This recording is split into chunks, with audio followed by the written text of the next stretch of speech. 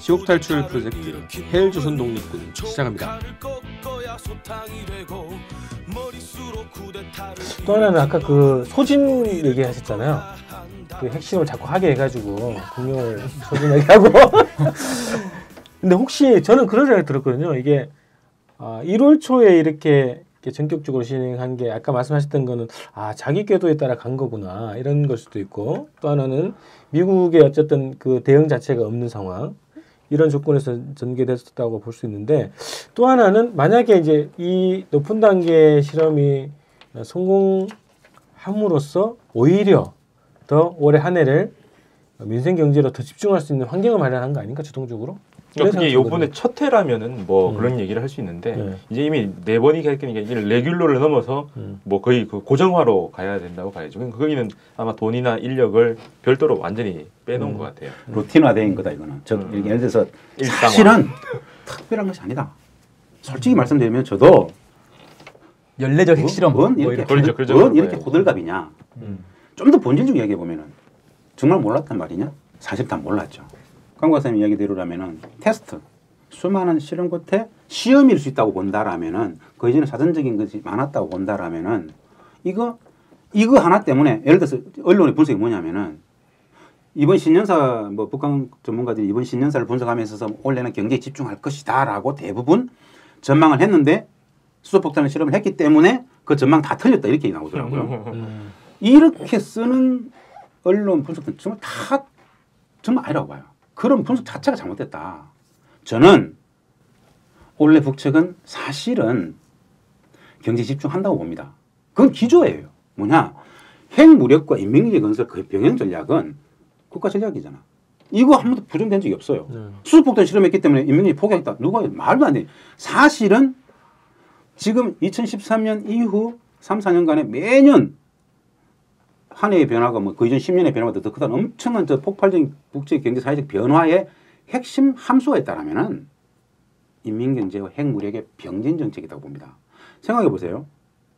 60년간 미국하고 군사적으로 전쟁 중인 전쟁 국가가 기존의 모든 재원들을, 대부분의 군사적 재원들, 군수시설에 다, 군수산업에 다 몰입했던 그네들이 군사적 강국을 한 이후에 핵무력 나름 이렇게 배비를 한 이후에 미국과의 군사적 공포의 균형이 성립된 이후에 강 박사님 이야기하시는 것처럼 기존의 군수 산업에 들어가던 모든 재원들을, 많은 재원들을 적지 않게 민수산업 스피드업 시키는 과정이 저 변화들의 일단이라고 저는 보거든요.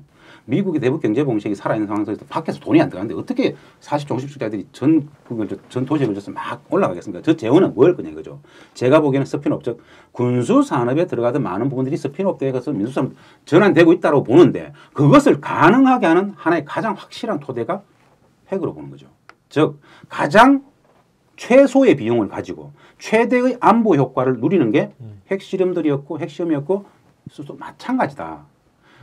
이 시기 한 것 관련해서는 뭐 12월이다, 1월이다, 2월이다 시기 포착은 할 수 있겠지만은 기본적으로 딱 준비하고 있다가 자기 노정대로 간다 해놓고 모든 총체적 역량들은 분명히 또 올 신년사도 그때 나옵니다. 모든 국가적 총체적 역량들은 다 여기 인민경제에 다 총투자하겠다. 신년사의 의미는요, 절대성, 무조건성입니다. 국가 전체적으로 신년사 경제에 집중하겠다라는 것은 맞는 이야기고, 그 와중에 이건 그냥 군사적 실험을 그냥 한 거예요. 일반적 일정이 있는 거상. 특별히 다르게 한 거, 그렇게 볼 필요는 없다라고 보는 거죠. 그래서 한 발짝 더 나가 보면 지금 북이 인민경제에다가 집중하겠다는 얘기를 이제 2, 3년 전부터 계속 해요. 김정은이 들어와서 갑자기 인민경제를 더 얘기하는 거는 원래 너무 못 살았기 때문에 그 얘기도 있지만, 또 한편으로는 이것도 북미 대결의 입장에서 보죠. 너가 아무리 봉쇄라고 해도 우리는 잘 살 수 있어. 특히나 우리는 잘 먹고 잘 산다. 고기도 많이 먹는다. 쌀밥도 먹는다. 드디어 우리는 부자다. 뭐 이런 식으로 가고 싶은 거겠죠. 군사적 대결에 이어서 이제 경제적 대결까지. 경제적에서도 우리는 살아남는 데서 자력 경쟁의 위력. 그래서 너가 안 해주고 따르게 한다는 얘기를 반론을 제기를 하는 거죠. 무기를 계속 쏘면서 너가 가만히 놔두면 우리는 계속 미칠 거야. 이게 아니라 우리는 우리대로 가고, 또 너가 못하게 했다고 자꾸 발목을 잡으려고 하는데 우리는 발목 안 잡힐 거야라고 하면 둘 다 이제 탈피가 되는 거죠. 북한을 이해하는 세 가지 키워드를 뭐 사회주의 제도, 집단주의 체제다. 그것이 앞서는 게 정말 큰 게 있다라면 군사국가, 전쟁국가다. 쟤네들은 한국 전쟁 이후에 단 하루도 미국과의 전쟁을 쉬어본 적이 없는 전쟁 국가다. 예? 오로지 체제. 사실 모든 미국의 전쟁은 끝나지 않았다는 거죠. 정전협정이기 때문에 언제든 다시 나올 수 있기 때문에 평화협정을 갖고 싶었던 것이고 그 전쟁 국가적 상황이 가장 특수한 키워드죠. 그런데 이 전쟁 국가를 유지하기 위해서 쟤네들이 전 세계 패권을 어마무시한 패권을 유지하고 있는 미국과 대항해가지고 어떻게든 살아남기 위해서 전체 모든 국가의 경제를 9대1 경제로 유지했다고 하잖아요. 국가 군수가 1위 민수예요. 60년간 9대1 경제를 계속 유지해 왔다라는 것 자체가 저 경제가 발생 안 될 수밖에 없는 근본적인 토대잖아요. 9대1 경제를 군수의 1을 민수에 투자할 수밖에 없었던 기존의 구조가 핵을 가지게 됨으로써 군사적 자위권을 가지게 됨으로써 내지는 소위 말하는 2012년도에 군사적 강성대국 건설을 선언하면서 미국은 더 이상 우리를 군사적으로 공격하지 못한다라는 선언을 한 이후에 2013년부터 9대1 경제, 즉 9의 군수를 1 민수로 전환시킬 수 있는 양수협정, 즉 소위 말하는 우리도 1970년대 박정희 대통령 시절에 새마을 운동할 때 싸우면서 일하고 이러면서 싸웠잖아요. 자주국방 했단 말입니다. 똑같은 역지사지로 본다라면 쟤네들은 자주국방을 핵으로 사겠다는 것이죠. 핵을 안 가지면 어떻게 돼요? 재래식 군비 경쟁 하려면 또 9대1 경제 가야 됩니다. 엄청난 국가적 재원들이 계속 구에 투자돼야 되기 때문에 그 재원, 그 인력, 그 엄청난 것들을 경제로 다 돌리고 아주 싸게, 가장 값싸게 핵 미사일 해가지고 밸런스파고 딱 만들어 놓고 그 나머지 재원들은 경제로 돌리겠다. 이것이 북측이 노리는 핵과 인민경제 병행 전략의 양수협정의 논리 아닌가라고 보는 측면에서 이거 핵 쟤네들은 소형화, 경량화, 다량화 계속 갈 거다라고 보는 거예요. 이게 그래요? 전략적으로 배치를 하기 위해서는 최소 한 5, 60개에서 보통은 한 100개 정도를 가지고 실전에 배치를 해야 이제 보유를 하고 보는 거죠. 그냥 무기를 가졌다라는 게 아니라 그렇다면은 북이 몇 개 가졌다가 계속 나오잖아요, 작년에. 그러니까 이제 드디어 이제 거의 100개까지 올라가고 있거든요. 그게 한 2020년 정도라고 나오는 것 같아요. 근데 그 얘기는 처음에는 핵 경제 병진 노선 나왔을 때 핵에다가 더 하다 보면은 아까 저도 처음에 그 얘기를 했어요. 그래서 스피노프 될 수 있는 여지가 생기겠다 했는데 핵을 정말 실전 배치를 해야 또 안심이 될 거니까 100개까지 만들겠네라고 생각을 했는데 또 다르게 보면 실전 배치 안 하고 계속해서 시험만 하다 보면 이 자기들이 이제 프로세서에서 우리 멈춰줘라고 하는 흐름이라고 한다면 실전할 필요 없죠. 그래서 계속 실험에 집중해서 시험에 집중해가지고 여러 가지 버전을 만들고 있어를 보여주는 정도만 하는 것도 방법이지 않을까. 그러면 이제 비슷한 흐름이긴 한데 이제 네 번째 왔으니까는 그 소지는 어느 정도 되겠죠. 그래서 앞으로는 이제 전진 배치하는 것도 있지만은 또 다른 걸 만들어서 쇼를 한 번씩 하겠죠. 이거는 근데 실전 배치하는 것보다는 훨씬 더 싸게 그렇죠. 먹히는 흐름이니까 실전 배치의 의미보다는 국가도 작으니까 땅도 작으니까 여러 가지 흐름들 만들고 우리는 기술을 계속 발전해. 너가 안 멈추면 우리는 계속 가. 해놓고 조금씩 빼서 인생화를 높이는 쪽으로 그렇죠. 가겠죠. 기본적으로 이렇게 북한의 대미 군사 전략이라는 것은 더 이상 미국은 우리를 군사적으로 공격하지 못한다라는 것 자체가 전략적 목표일 수도 있겠다는 생각이 드는 거죠. 예를 들어서 군비 경쟁을 한다 그러면은 예를 들어서 소련이 핵무기를 8,000개 이상 갖고 있고 미국이 한 7,000개 이상 갖고 있지 않습니까? 프랑스 250, 중국도 그 정도 돼, 영국도. 근데 북측이면 그만큼 가질 필요 없잖아요. 그렇죠. 내가 군사적으로 공격받지 않겠다라는 게 전략적 가치잖아요. 그렇다라면은 그거 배비해 놓고 그때그때 그냥 실험을 하고 있으면서 기존의 재래식 군비라든가 여타의 많은 재원들, 많은 인력 물자들을 다른 곳으로 활용할 수 있을 여지들이 많이 생겨나죠. 포션이. 그런 부분들이 나름 해석의 지점들이 있다. 아니 그거에 대해서는 북측에서도 그거에 대한 해설을 했어요. 2003년이라든가 2000년 계속 이런 논리를 펴요. 실제로 노동신문이라든가 중앙통신을 보면은 가장 값싸게 가장 확실한 걸 만들어 가지고 우리는 경제로 갈 것이다. 우리는 요것만 배배할 것이다. 이거 사실 발표를 계속 하고 있죠. 그래서 제가 말씀드리는 거예요. 또 다르게 그 무기로 갔을 때 미국이 쏘았을 때 우리도 공격할 수 있으라고 할 때 굳이 수소 폭탄을 안 만들어도 돼요. 더스트밤이라고 더 강력한 거. 쓰레기 폭탄이라고 그렇죠. 하는 건데 아주 진짜 나쁜 쓰레기 말고 아주 나쁜 폭탄. 핵물질을 방사능 방출 물질을 쫙 뿌려요. 그럼 30년 폭탄이 동안 아니라 폭탄에 그 물질 집어넣어서 그냥 그렇죠. 방사성 그 폐기물 고준위를 갖다 놓고 공중에서 딱 뿌려요. 그러면은 확 퍼지는 거죠. 그럼 그 일대를 걸러내기 위해서 30년 넘어 쓰든지 아니면은 그걸 어떻게 하냐면은 채를 걸어서 기계를 넣어가지고 채로 쳐가지고 그 방사능물질 하나씩 집어내야 돼요. 화학물질이라면 산염기 반응해서 중화도 시키고 하는데 물리적 재난, 지금 후쿠시마 마찬가지입니까? 절대 그는 없애지 않으면은 할 수가 없거든요. 썰어 담지 않으면 안 되는데 거기다 그냥 공중에서 푹 퍼뜨리면 스트론디움 30짜리 쫙 버리면 그 말씀만 들으니까 막 난리나죠. 지저분한 느낌 막 그러니까 드네요. 그래서 더스트밤이에요. 그러니까. 그래서 공격력으로 보면 그게 더 큰 거죠. 그 니도 죽고 나도 죽고가 아니라 그냥 넌 못 살아. 실제로 군사적인 영역에 있어서는 네네. 이미 게임은 끝났다. 군사적으로 어떻게 서로 할 수 없다. 외교적으로 이제 전략 싸움인데. 그렇죠. 예. 이걸 가지고 어떤 수단 방법, 외교적으로 어떻게 뭐 관계 정상을 갈 것이냐, 개수원 분단 체제를 계속 유지할 것이냐, 정념점을 유지할 것이냐, 이런 숨막히는 싸움 속에서 있는 것이지 군사적으로 더 이상 옵션은 없다. 누구도 다 죽는다. 이건 뭐 이미 그것이 2012년 군사적 강성대국 건설의 실질적 의미다. 북측에서 가장 큰 연합기업소가 청진시 전체를 장악하고 있는 김책제철이잖아요. 200만 정도 그러죠. 두 번째 큰 연합기업소가 원자력 연합기업소인데 원자력 연합기업소의 모태가 된 게 1956년도에 아마 생길 겁니다. 원자력 관련 연구실 수준이었어요. 그렇죠. 예, 예. 물리 연구소 안에 있었을 거고. 지금 규모가 30에서 50만이라고 그래요. 지금 그 원자력기업 전체 운영기업 규모가 그들이 뭐 원자력 2013년도에 쟤네들 사회주의 수정헌법에 핵 보유국가 명시하면서 원자력 공급성을 만들죠. 네. 예? 우주개발국을 설치하죠. 이 모든 것들이 다 그냥 트릭일까요? 아니잖아. 법제를 완벽히 정비합니다. 우주개발부터 원자력 사업 전체에 대해서. 그리고 신년사 지난해도 올리도 계속 나와요. 지난해 신년사에 보면은 원자력 제품 현대화 과학화해야 된다. 원자력 제품을 현대화 과학화해야 된다. 원자력 제품 어떤 거예요? 이 신년사에 막 나온단 말이야. 방사성 검사, 그렇죠. 이게 간단치 않은 그 병원에서 쓰는 거요? 비파괴 검사 같은 게 이제 건물 검사하는 것도 있고. 예, 예. 예. 그 분야에 있어서 기술이 매우 오래됐다는 것이죠. 이 1956년도에 연구소 조그만 연구소 수준에서 출발했던 것이 쭉 누적되면서 지난 50년간 원자력 연합 기업소가 30에서 50만 정도 근무한다 그러는데 그 기술들이 만만치 않을 거다라는 생각들을 기본 깔아줘야 수소폭탄의 문제든 뭐든 쟤네들의 핵 능력에 대해서 그나마 유추할 수 있다. 그거 제가 깔지 않고 그냥 팩트를 얘기해 드릴 수 있어요. 북에 올라간 과학자들 중에 예. 이승기를 비롯한 화학자가 그렇죠. 많기도 했는데 도상록을 비롯한 물리학자 굉장히 많았는데 그 사람들이 대부분 핵 전공이고요. 그리고 1956년에 그 소련하고 뭐 드부나 연구소에서 네네. 가서 그 뭐 배웠다라고 하는데 그게 아니고 그거는 공동 연구였어요. 그래서 북한도 그 공동 연구의 일원으로 참가를 동등하게. 합니다. 그렇죠, 그렇죠. 그래서 그 공동 연구실을 만드는데 그게 핵물 연구죠.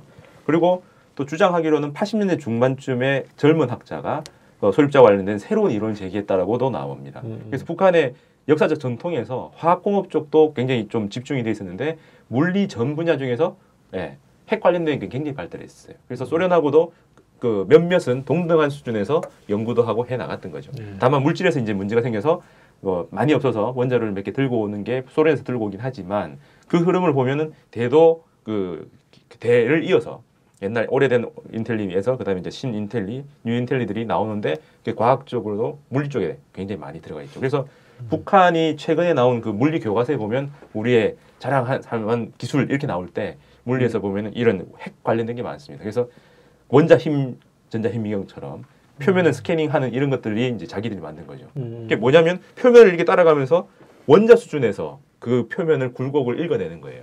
그건 읽어내는 게 중요한 게 아니라 진동을 억제하는 거죠. 외부 진동이 전혀 없이 이 표면의 흐름만 읽어내도록 딱 설계를 해야 되는데 또 여기서 진동을 억제하는 기술로 가면은 탄을 터뜨렸을 때 지금 그러니까 우리가 지진을 느꼈다고 할 때 그 느낌을 가져야 되는데 몇이었냐라고 왜 이렇게 달라라고 하는 거는 당연한 거예요. 여기서 밖에서 큰 소리가 밖에 들리도록 하려면 문을 다 열어놓는데 안 들리게 하려면 여기도 마이크에다가 위에 옷만 하나 싸도 조용해지는 거거든요. 그래서 그런 진동을 흡수할 수 있는 그런 장치들을 많이 개발한 거예요. 그래서 북의 이 물리학의 수준은 다른 분야에 비해서 굉장히 많이 발달한 그리고 이론적인 게 아니라 약간 실용적인 것.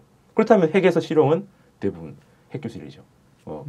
열 에너지 이쪽으로도 많이 가고. 그래서 북의 핵개발 역사 얘기할 때 지금 검색해보면 대부분 그렇게 나옵니다. 소련으로 가서 기술 배워왔다 이런 식으로 다 기술이 돼 있단 말이죠. 그게 아닌 거죠. 배워오긴 했겠죠. 근데 초기에 학생으로 간 게 아니라 공동연구원으로 간 거죠. 연구자로. 물론 더러운 이야기이긴 하지만은 북측에는 우라늄이 많잖아요. 한때 그것이 60년대로 전기 들었어요. 당시 소련에 3,000에서 5,000 정도 매우 선발된 우라늄 광산에 다 들어가서 채취를 했대요. 그들이. 그 대가로 그 60년대 그 대가로 소련과 북측 간에 나름 소련은 우라늄을 거기서 많이 가져가고 채취해서 가져가고 그 인원들은 뭐 특별 관리했다는 이야기를 들은 바 있어요. 그리고 그 대가로 핵 원자력 관련 협력이 아주 많이 이루어졌다. 그 시기가 60년대다. 이런 이야기를 탈북자들한테 들어본 적이 있어요. 실제로 우라늄 광산과 관련해서는 매우 순도 높은 광산들이 실제로 국가적 차원에서 군사적 차원에서 관리가 되고 있다. 이렇게 얘기를 하더라고요. 실제로 북한의 원자력 기술의 역사적 변천 과정에 대해서도 기본 알아야지 지금 이 상황들이 다 좀 보이지 않겠는가. 그거를 한번 좀 더 얘기를 해주시면 좋겠는데 이제 원자력 성 이렇게 하면 원자력 뭐 이렇게 하면 공업성 이게 다 지금 남쪽에서 인식되는 거는 무기 이렇게 인식된단 말이죠. 근데 이제 일반적으로 이 원자력 하면은 보통 이제 저는 정확하게는 잘 모르겠지만 방사성 쪽이고요. 1958년인가 9년에도 그 당시 이제 핵 때문에 문제가 많이 생겼죠. 미국이 핵을 보유하게 된 것도 원래는 그 약속을 어긴 겁니다. 원래는 그 연합군에서 안전한 미국 본토에서 핵을 만들고 나중에 공유한다 했는데 만들어 놓고 보니까 욕심이 생겨서 공유를 안 한 게 이제 미국의 지금 핵권으로 됐는데 그 흐름에서 이걸 평화적 핵 이용이라는 게 그다음에 붐을 쫙 갔죠. 소련도 이제 가지면서 서로 싸우지 마라. 그때 나온 게 비파괴 검사, 그다음에 그 농작물을 이제 방사능을 쬐서 돌연변이 유도, 뭐 그런 식으로 많이 갔죠. 그리고 지금 우리가 많이 나오는 뭐 CT나 MRI 이런 것도 다 그 계통으로 가는 거죠. 원자의 수준에서 뭔가 물질을 이용하고 작동하게 하는 그런 거라서 또 북에서 얼마 전에 뭐 CT 기계 만들었다고 했죠. 나선영 뭐 그런 것처럼 원자 수준에서 나가는 거에서는 꽤 많은 정말 그러니까 허름한 집에 최첨단 컴퓨터 있는 것처럼 좀 이상한 흐름으로 튀어 있는데 이게 물리 쪽에서 좀 있습니다. 이거 관련해서 좀 재밌는 게 지난해 4월인가에 어떤 보도가 있었냐면 북한에서 핵융합 발전소를 건설하고 있다라는 보도가 있었어요. 보도가 있었어요? 네, 연합뉴스에서 보도가 됐어요. 그러니까 그 보도가 어떤 거냐면 민족통신의 노길남 대표가 북측을 우연찮게 북측 기술자를 만났는데 그런 얘기를 하더라는 카드라 통신 방문기 같은 걸 썼는데 그걸 연합뉴스가 인용해서 기사화시킨 거였거든요. 그렇죠. 근데 거기 보면 이제 표현은 핵융합 기술을 이용한 발전소를 건설하고 있다. 이렇게 이제 표현을 했단 말이에요. 실제로 뭐 추정 가능한 이야기죠. 그래요?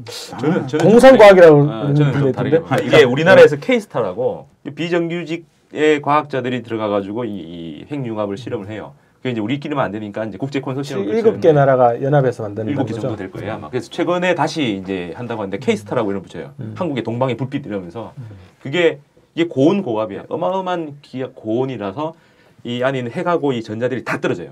사람이 그 피골이 완전히 다 떨어지는 것처럼 팡 해체되는 이 고온의 열 기구를 담을 수가 없어요.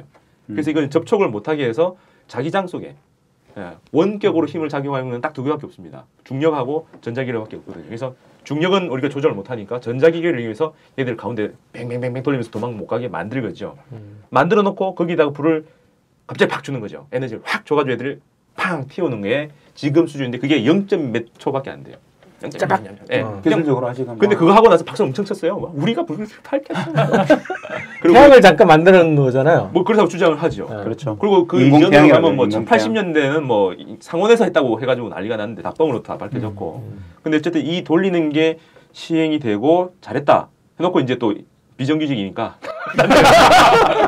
갔다가 최근에 다시 모였다고 들었어요. 근데 한국의 그 핵융합 기술 자체가 세계적으로 결코 뒤처지진 않는다 이렇게. 그렇죠. 그 컨소시엄에서 그래도 앞서 있는 사람이 그런데 정말 문제는 한국이라고 하면 뭔가 계속 영속성이 있을 것 같은데 그걸 연구한 사람들이 다 비정규직. 그렇죠. 우리별 이론도 다 비정규직이 만들어서 그 사람 어디 간지 몰라요. 지금 이제 얘기 나오는 건 과학자들은 한 2040년 정도 돼야 상용화가 가능하다 이런 식으로 얘기하는데 그게 이제 과학자들이 과학적 뻥을 치는 거죠. 그 2040년 얘기는 벌써 수십 년 전부터 계속 40년만 지나면 된다. 이 얘기를 수십 년째 하고 있는 거예요. 꿈은 이루어지죠. 터미네이터 얘기 나온 게 미래가 지났잖아요. 미래 핵전쟁하는 게 이미 지났어요. 정리해 보면은 이제 수소폭탄 실험을 했다. 그게 대한 우리 언론의 반응들이 있었다. 중요한 것은 뭐 쟤네들이 1950년대부터 쭉 일관되게 핵 관련, 원자력 관련 기술들을 쭉 축적해 왔고 이게 사실은 팩트로서 받아줄 수 있는 게 2014년 사실수정법에다가 핵 보유국가임을 헌법에도 명시를 하지 않습니까?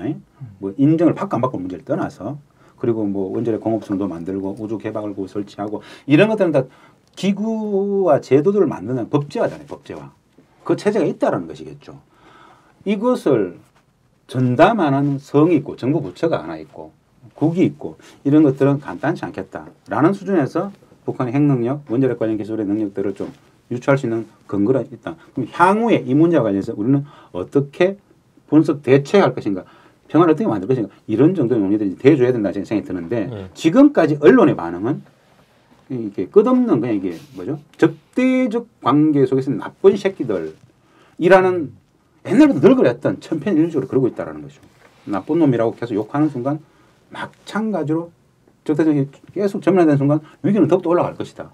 평화적 안정관리 어떻게 할 것이냐가 우리의 과제다라는 거 생각이 드는 거예요. 예. 그래서 호두갑 떨 일이 아니다 이런 거고 오히려 더 평화로 갈 수 있는 환경이 더 잘 마련된 거 아닌가 이런 생각도 들거든요. 그러니까 얘기를 해줘. 실험을 하지 마라가 아니라 실험을 안 하게 좀 해봐. 조치를 취해야죠. 당장 나오는 것 자체가 뭐 유엔 안보리 소집한다, 한미 간에 뭐 긴급하게 연락을 해가지고 어떻게든 최고 수준의 뭐 막 엄청난 제재를 막 하겠다. 맞죠? 뭐 당장 그렇게 할 수 있을 것 같아요. 근데 더 이상 군사적, 경제적, 정치적 제재할 게 사실 아무것도 없어요. 그 뭐 할 거? 공체적으로 공격할 거예요? 아니잖아.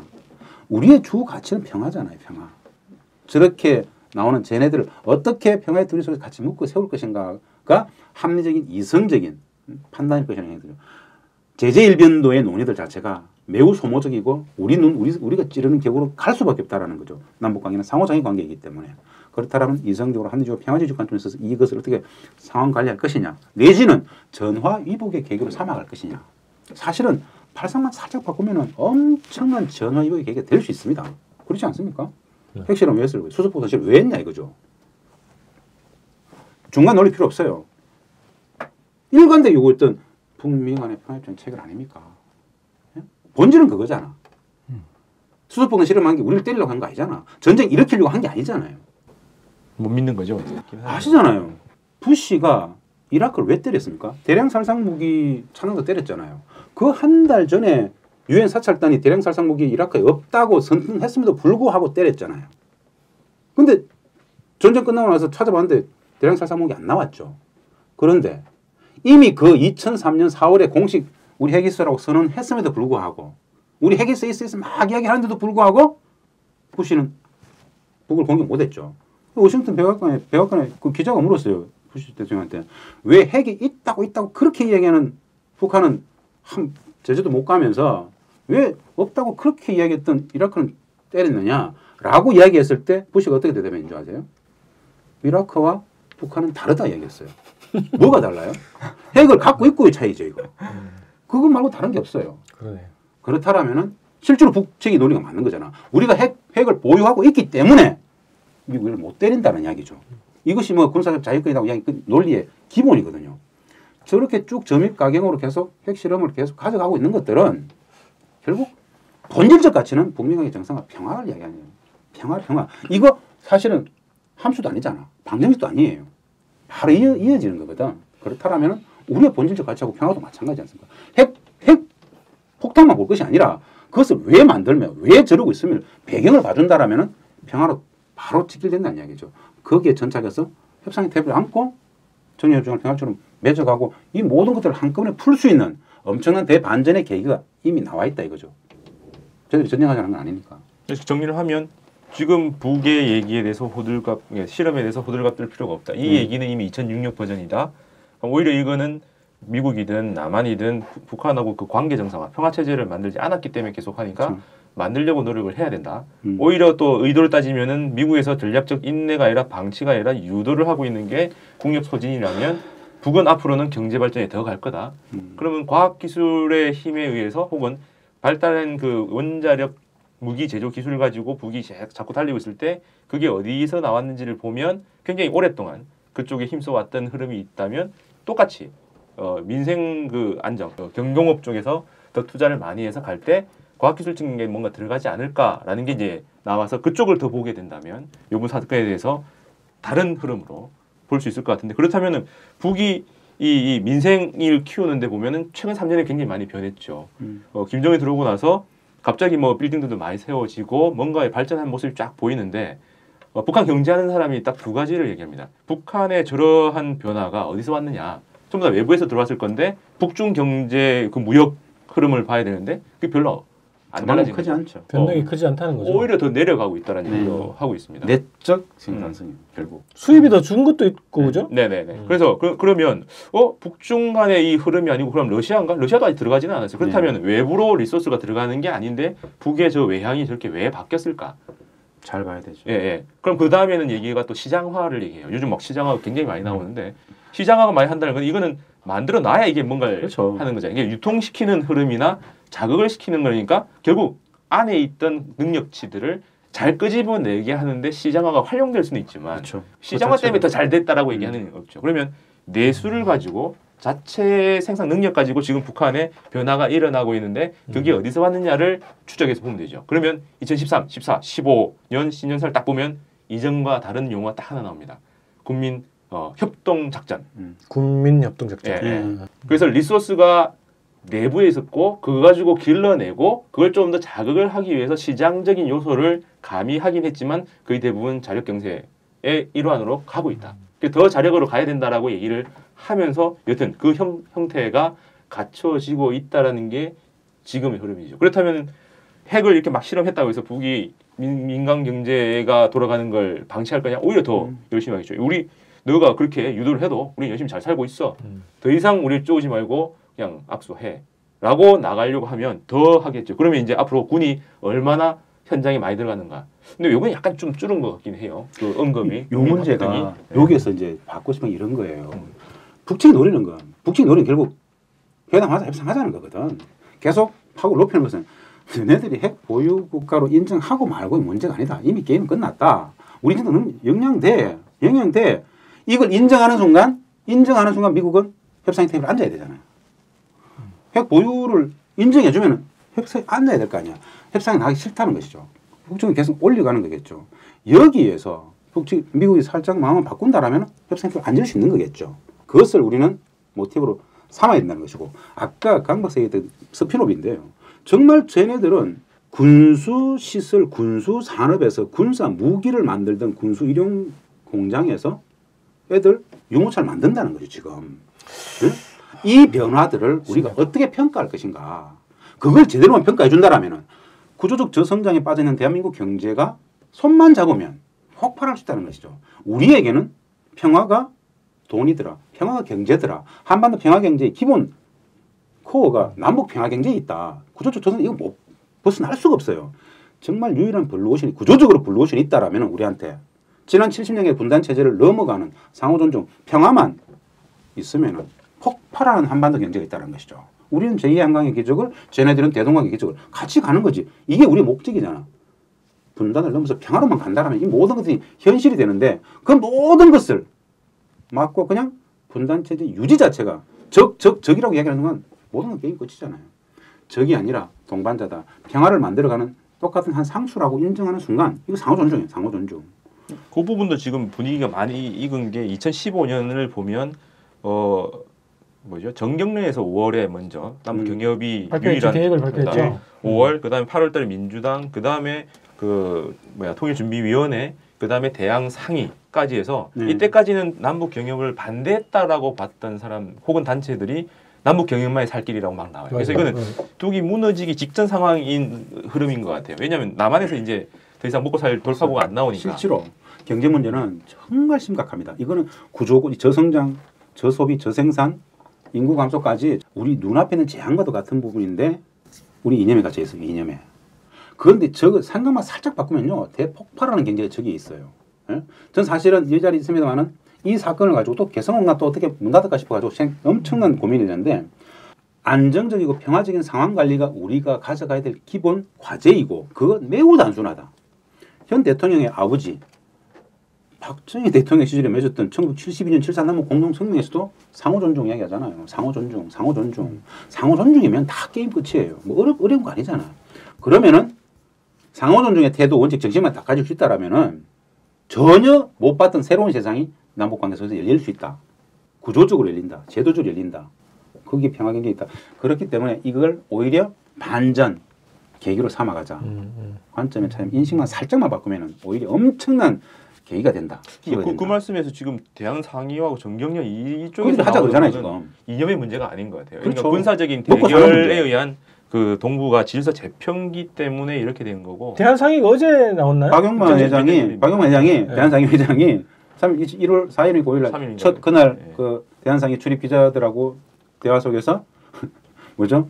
북한 뭐 이렇게 군사 위기, 북한의 위기, 붕괴 이런 대비 짜지 말고 남북 경협 계획을 빨리 짜라라고 좀 도발적이게 했더만요. 실제로 그게 정답이죠. 먹고 사는 문제이고 평화의 문제잖아. 국민 행복의 문제잖아. 이 자본가, 이 재벌들이 여기서 기뻐할 게 아닌 게 내용을 또 뒤져보면 이건 또 너무 올드 버전이에요. 이 북은 능력이 없으니 자원만 많고 노가다만 할 수 있는 인력만 있으니까 그거 되고 우리가 자본을 대고 우리는 일 안 하고 돈만 대줄 테니까 여기 쇼쇼쇼 하자 이런 흐름이에요. 그리고 북을 너무 모르는 거지. 기본 흐름은 평양까지 이거 빅시티 뭐 메가시티 이렇게 얘기하면서 거기다가 도로를 많이 깔고 토목공사를 하겠다는 거죠. 북쪽은 그런 거 안 해요. 그래서 기본적으로 전략이 남한의 자본과 기술, 북한의 노동력, 자원 거기다가 대상은 SOC 이쪽으로만 거의 집중이 돼 있죠. 근데 이런 이미 그런 접근은 수십 년째 아웃 오브 데이트 유의가 끝났어. 이거는요 우리식 입장에서 이제 그렇게 이제 접근을 할 수 있겠죠. 왜 고차 원정이 필요하냐? 정말 북이 돈이 필요하다 하면은 중국 시장 엄청난 배후장이었어요. 우리 보겠어요? 우리 민족이니까 같은 민족이니까 남과 북이 평화 통일로 가야 되기 때문에 천착하는 것이지. 정말 경제 문제에 천착하고 싶다면은 물론 남북 관계가 평화로 가면은 전체 객관적 조건이 좋아지기 때문에 나아지겠죠. 맞죠. 구조적으로 가장 정답은 맞습니다만은 이 적대적 관계를 허물지 않으면 북한은 완전히 발목 잡히는가? 아니잖아요. 오히려 이미 실패했잖아. 쟤네들은 가장 긴 접견을 이루고 있는 게 중국이잖아요. 중국 시장. 저는 정치가 어떻게 할 수 있는 게 아니다 말이야. 이미 단독만 하더라도 북중 국경지대에 뭐 이렇게 중국 지역에 북측 근로자들 전용공단이 있는 것처럼 단독에만 3만 명 이상이 북쪽으로 나가 있잖아요. 근로자들. 뭐 정동 특수도 있고 전 세계 많은 나라 인력 송출하고 걔네들이 단동에만 월 받는 임금이 600불? 한 달에 평균? 개성공단 같은 경우에 3배 정도 되는 개성공단에 3-4배 정도를 받아요.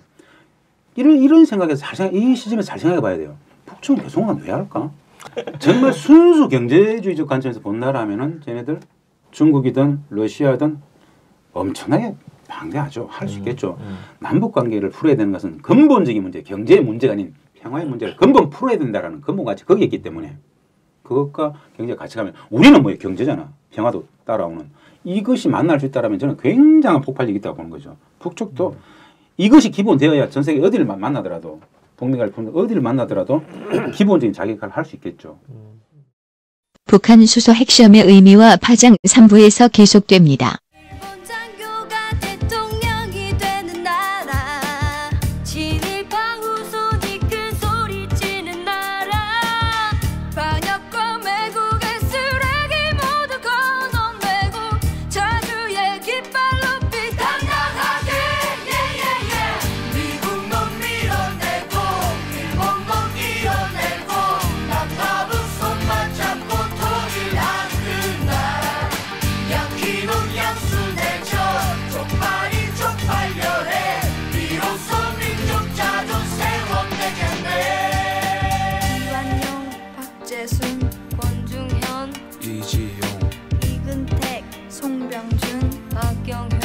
김윤식, 이주혜, 이두황, 우범선, 이진호, 김태석, 김덕기, 정봉덕, 김서원, 정훈, 최남선, 김환란, 이인지, 이광수, 김동인, 주요한, 김동환, 모윤숙, 유치진, 홍나파, 현재명, 김기창, 정춘수, 조선일.